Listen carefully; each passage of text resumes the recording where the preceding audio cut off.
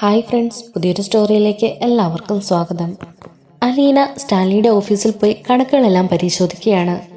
ഞാൻ വല്യപ്പച്ചനെയും കൂട്ടി ഇവിടേക്ക് ഇത്ര തിരക്കിട്ട് വന്നത് എനിക്കൊരു കാര്യം അറിയാൻ വേണ്ടിയിട്ടാണ്. എൻ്റെ പപ്പയുടെ ഭാര്യ വീട്ടുകാർ ഈ ഓഫീസിൽ വന്നല്ലേ ചെലവിനുള്ള പണം കൊണ്ടുപോകാറ്. അതെത്രയാണ്, അതിൻ്റെ കണക്കുകളൊക്കെ എനിക്കറിയണം എന്നിങ്ങനെ പറയാണ് അലീന. അത് പിന്നെ റീത്ത മേഡമാണ് ഇവിടേക്ക് പണം ആവശ്യപ്പെട്ട് വരാറ്. അത് ഇത്രയും എന്നൊന്നുമില്ല മേഡം, അത് ഇത്ര തുക എന്നൊന്നുമില്ല മേഡം. ആവശ്യമുള്ളതൊക്കെ ചോദിച്ച് വാങ്ങിക്കാനായിട്ട് വരും. ലാലിച്ചായൻ എത്ര വേണമെങ്കിലും കൊടുത്തോളാനും പറഞ്ഞിട്ടുണ്ട്. അതിൻ്റെ രേഖകളൊന്നും ഞങ്ങളിവിടെ സൂക്ഷിച്ചിട്ടുമില്ല എന്നിങ്ങനെ മാനേജർ പറഞ്ഞു. ഇത് കേട്ടിട്ട് അലീനയ്ക്ക് വല്ലാത്ത ദേഷ്യം വന്നു. റീത്താമ്മ ഇവിടെ നിന്ന് പണം കൊണ്ടുപോകുന്നതിന് ഒരു രേഖ പോലും ഇല്ലേ? എന്താവശ്യത്തിനാണ് അവരിവിടെ നിന്ന് പണം കൊണ്ടുപോകുന്നത്? ഇടയ്ക്കിടയ്ക്ക് വന്ന് തോന്നിയതുപോലെ പണം കൈപ്പറ്റാനായിട്ട് ഇവിടെന്താ പണപ്പെട്ടി വല്ലതും ഇരിപ്പുണ്ടോ? അത് പിന്നെ ലാലിച്ചായൻ പറഞ്ഞിട്ടുണ്ട് ചോദിക്കുന്ന കാശ് കൊടുത്തോളാൻ. അതിനുള്ള വൗച്ചറോ കാര്യങ്ങളോ ഒന്നും തന്നെ സൂക്ഷിക്കാറുമില്ല. തീയതിയും കണക്കും മാത്രം എഴുതി സൂക്ഷിക്കും എന്നിങ്ങനെ മാനേജർ മറുപടി കൊടുത്തു. എങ്കിൽ എനിക്ക് ആ കണക്ക് പുസ്തകം ഒന്ന് കാണണം, അത് എൻ്റെ മേശപ്പുറത്തേക്ക് കൊണ്ടുപോവാ എന്നിങ്ങനെ അലീന ആവശ്യപ്പെട്ടപ്പോൾ മാനേജർ അത് അലീനയുടെ മുന്നിൽ എത്തിച്ചു. അതിലെ കണക്കുകളൊക്കെ നോക്കിയതിന് ശേഷം അലീന ആകെ ഞെട്ടിപ്പോയി. അവൾ അത് കണ്ട് സ്റ്റാൻലിയെ അപ്പം തന്നെ അവിടേക്ക് വിളിച്ചു വരുത്തി. പപ്പ, ഇത് കണ്ടോ? ഈ കണക്ക് ഒരു വട്ടമെങ്കിലും പപ്പ ഒന്ന് തുറന്നെങ്കിലും നോക്കിയിട്ടുണ്ടോ? ഇല്ലല്ലോ. ഇത് പപ്പയുടെ ഭാര്യയ്ക്കും മക്കൾക്കും വേണ്ടി റീത്താൻ്റെ ചെലവാക്കിയ പൈസയുടെ കണക്കാ. വീട് പെയിൻറ് ചെയ്യാൻ 2 ലക്ഷം രൂപ, വീട്ടിലേക്ക് ഫർണിച്ചർ വാങ്ങാനായിട്ട് 50,000 രൂപ, അതുപോലെ വീട്ടിലെ TV, ഫ്രിഡ്ജ്, എല്ലാ ഉൽപ്പന്നങ്ങളുടെയും റിപ്പയറിന് വേണ്ടിയിട്ട് 50,000 രൂപ. പപ്പയുടെ വീട്ടിൽ അവിടുത്തെ ഫർണിച്ചറുകളും മിക്സി ഫ്രിഡ്ജും ഒക്കെ മാസത്തിൽ ഒരു തവണയെങ്കിലും റിപ്പയറിങ് ആവുന്നുണ്ട്. അതിനു വേണ്ടിയിട്ടാണ് റീത്താൻ്റെ ഈ പൈസയൊക്കെ കൊണ്ടുവന്നത്. അതും എല്ലാ മാസവും ഒരു മാസത്തിൽ തന്നെ 6 ലക്ഷം രൂപയാണ് പല ആവശ്യങ്ങൾ പറഞ്ഞ് റീത്താൻ്റെ ഇവിടെ നിന്ന് കൊണ്ടുപോയിരിക്കുന്നത്.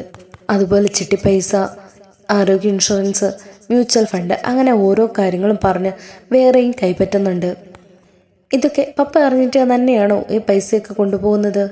ഇതെല്ലാം പപ്പയുടെ ഭാര്യയും മക്കളും തന്നെയാണോ ഉപയോഗിക്കുന്നത്? പക്ഷേ വല്യപ്പച്ചൻ പറഞ്ഞതനുസരിച്ചാണെങ്കിൽ ആ വീട് പെയിൻറ് ചെയ്തിട്ട് തന്നെ വർഷങ്ങളായിട്ടുണ്ടെന്നാണ്. എല്ലാ വർഷവും റീത്താമ്മച്ചിയുടെ വീടാണ് പെയിൻറ് ചെയ്യാറ്. അവിടെ ഒരു ഫർണിച്ചർ വാങ്ങിച്ചിട്ടുമില്ല, അതുപോലെ വീട്ടുപകരണങ്ങൾ കേടുവരാറുമില്ല. റീത്താമ്മയ്ക്ക് വേണ്ടി തന്നെയാണ് അവരെല്ലാ പണവും ചെലവാക്കുന്നത്. അത് പപ്പയുടെ ഭാര്യയുടെ മക്കളുടെയും പേര് പറഞ്ഞിട്ട്.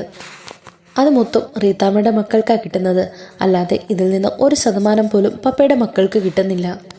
ടെൽസമോളുടെ കോലം കണ്ടപ്പോൾ തന്നെ എനിക്ക് മനസ്സിലായി അവൾക്ക് ശരിക്കും ആഹാരം പോലും അവിടെ നിന്ന് കിട്ടുന്നില്ലെന്ന് എന്നൊക്കെ അലീന പറയുന്നത് കേട്ടപ്പോൾ സ്റ്റാൻലിക്ക് വല്ലാതെ ദേഷ്യം വന്നു.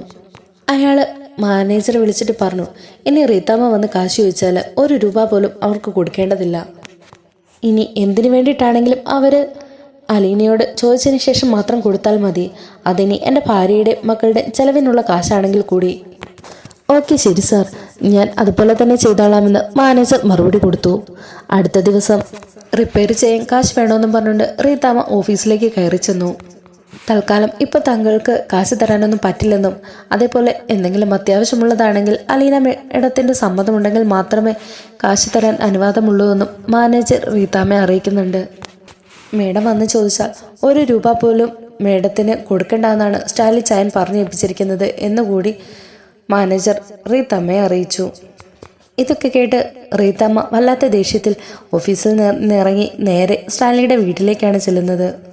ആ കൂടെ തന്നെ ടാനിയയും ടെൽസയും ടോജയും ഒക്കെ കൂട്ടത്തിൽ കൊണ്ടുപോയിട്ടുണ്ട്. 3 പേരെയും അയാൾ സ്റ്റാൻലിയുടെ മുന്നിൽ നിർത്തിയിട്ട് അയാളെ ചോദ്യം ചെയ്യാൻ തുടങ്ങി. ഈ 3 മക്കളും നിൻ്റേത് തന്നെയല്ലേടാ? ഇവർക്ക് ആര് ചെലവിന് കൊടുക്കും?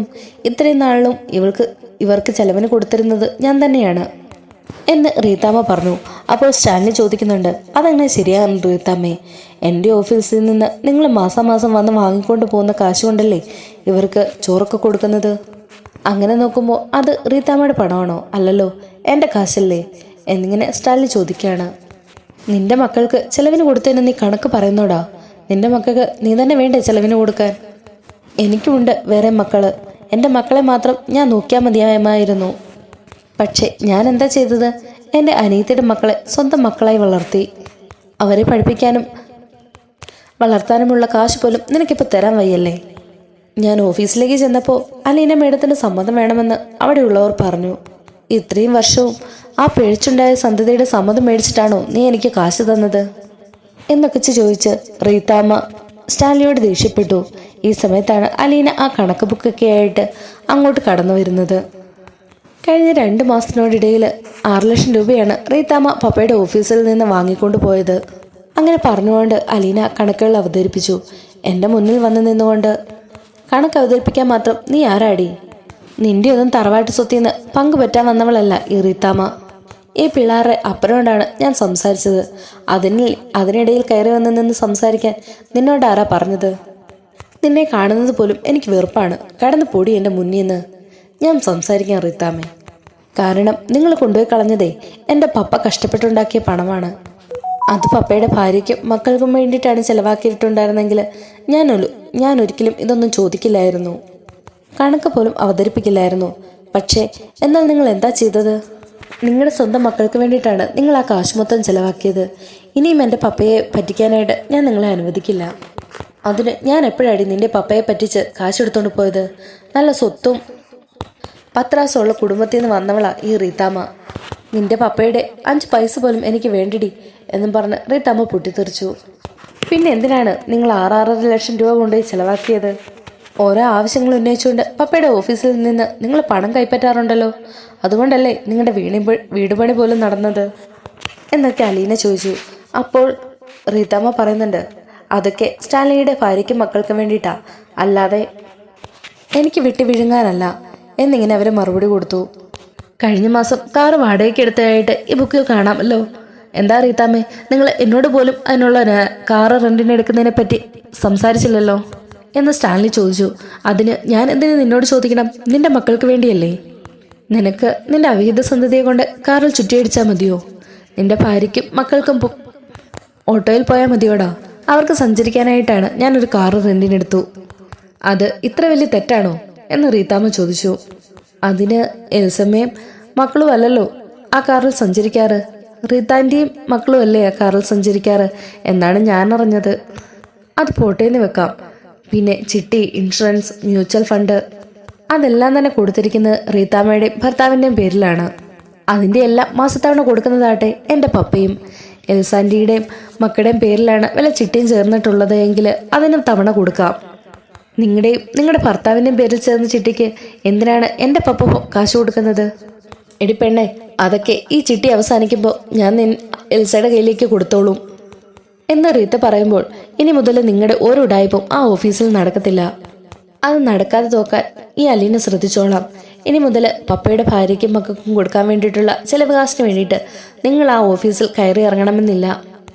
അവർക്കുള്ള ചെലവ് കാശ് ഇവിടെ വല്യപ്പച്ചനുണ്ട്, അപ്പച്ചൻ കൊണ്ടുപോയി കൊടുത്തോളും. ഇല്ലെങ്കിൽ ഞാൻ തന്നെ നേരിട്ട് ടെൽസയുടെ കൈ കൊണ്ട് കൊടുത്തോളാം. പിന്നെ നിങ്ങളുടെ പേരിലുള്ള ചിട്ടി, മ്യൂച്വൽ ഫണ്ട്, ഇൻഷുറൻസ് അങ്ങനെയുള്ളതിനൊക്കെ മാസത്തവണ അടയ്ക്കാനായിട്ട് ഇനി മേലാൽ പപ്പയുടെ ഓഫീസിലേക്ക് വരണ്ട എന്നിങ്ങനെ അലീന എല്ലാത്തിനും മറുപടി കൊടുത്തു. അത് കേട്ട് റീത്ത വളരെ ദേഷ്യത്തിൽ, എടി പിഴച്ചുണ്ടാവളെ, നീ ഒരിക്കലും ഗതി പിടിക്കത്തില്ല. എല്ലാ കാലത്തും നീ അതിൻ്റെ അനുഭവിച്ചുകൊണ്ടേയിരിക്കും. ഈ നിൽക്കുന്ന 3 പിള്ളേരുടെ ശാപം അത് നിന്റെ തലയ്ക്ക് മീതെ എപ്പോഴും ഉണ്ടാകും. ഇത് റീത്താമ്മയാണ് പറയുന്നത് എന്നൊക്കെ പറഞ്ഞ് അവര് അലീനയെ ശപിക്കുകയാണ്. നിർത്ത് റീത്താമ്മേ, മതി. നീ പ്രാഗ്യാലൊന്നും എൻ്റെ മകളുടെ 7 അയലത്ത് പോലും ഏൽക്കില്ല. നിൽക്കുന്ന എൻ്റെ പട്ടികൾക്ക് പോലും നിന്റെ ഈ ശാപം ഏൽക്കാൻ പോകുന്നില്ല. നീ ഇനി എൻ്റെ ഈ വീട്ടുമുറ്റത്ത് കാല് കുത്തിയാളുണ്ടല്ലോ, പുറത്തു പോ നീ. ഇല്ലെങ്കിൽ ഞാൻ എൻ്റെ നായ്ക്കളെ അഴിച്ചുവിടും. ഇനി നിന്റെ സംസാരം ഈ ഗേറ്റിന് പുറത്തു നിന്ന് മതി എന്നിങ്ങനെ സ്റ്റാൻലി ദേഷ്യപ്പെട്ടു. അതുകൊണ്ട് റീത്ത പേടിച്ച് പിള്ളേരെ വിളിച്ചുകൊണ്ട് അവിടെ നിന്ന് പോവാണ്. അത് കണ്ട് അലീനയ്ക്ക് ഒരുപാട് സന്തോഷമായി. അടുത്ത ദിവസം ബാലേന്ദ്രൻ മനുവിനെ കൂട്ടിക്കൊണ്ട് അലീനയുടെ വീട്ടിലേക്ക് വന്നു. എന്നാൽ അവരെ കണ്ട് സ്റ്റാൻലി വലിയ മൈൻഡൊന്നും ചെയ്തില്ല. പപ്പയുടെ ക്യാരക്ടർ ഇങ്ങനെയാണ് അച്ഛാ, അതൊന്നും നിങ്ങൾ മൈൻഡ് ചെയ്യേണ്ട കാര്യമില്ല.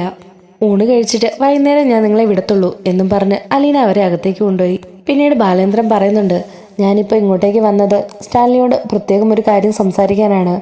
അലീനയും മനുവും തമ്മിലുള്ള ഇഷ്ടത്തിലാണെന്നുള്ള സ്ഥിതിക്ക് ഇനി എന്തിനാണ് ഈ വിവാഹം താമസിപ്പിക്കുന്നത്? ഇതങ്ങ് നടത്തി കൊടുത്തൂടെ എന്നിങ്ങനെ ചോദിച്ചു. അത് കേട്ട് സ്റ്റാൻലി മനുവിനെ നോക്കിയിട്ട് ചോദിച്ചു, നിന്റെ ജോലി എന്താ? നിനക്ക് എത്ര ശമ്പളം കിട്ടും? അത് പിന്നെ ഞാൻ ബാംഗ്ലൂരിലാണ്, IT ഫീൽഡാണ്. തരക്കേടില്ലാത്ത ശമ്പളം കിട്ടും. അലീനയെ ഞാൻ ഒരു കുറവുമില്ലാതെ നോക്കിക്കോളാം എന്നിങ്ങനെ മനുവും പറഞ്ഞു. അലീനയ്ക്ക് കിട്ടാവുന്നതിൽ വെച്ച് ഏറ്റവും നല്ല പയ്യനാണ് മനു. അതിന് ഞാൻ ഗ്യാരണ്ടി തരാം. സ്റ്റാൻലി ഒന്നുകൊണ്ട് പേടിക്കേണ്ട എന്ന് ബാലചന്ദ്രൻ പറയുമ്പോൾ സ്റ്റാൻലി ചാടി എഴുന്നേറ്റു. മിസ്റ്റർ ബാലചന്ദ്ര മേനോൻ, നിങ്ങൾ വന്നതുപോലെ ഇവനെയും കൊണ്ട് ഇവിടെ നിന്ന് തിരിച്ചു പോകാൻ നോക്ക്. അലീന ഇപ്പോൾ എൻ്റെ മാത്രം മകളാണ്. അവളെ എൻ്റെ കയ്യിൽ ഏൽപ്പിച്ചു തന്നതോടെ നിങ്ങളുമായിട്ടുള്ള എല്ലാ ബാധ്യതയും ഒഴിഞ്ഞു. അവളെ ആർക്ക് കല്യാണം കഴിച്ചു കൊടുക്കണമെന്നത് ഞാൻ ഒറ്റയ്ക്ക് തീരുമാനിച്ചോളാം.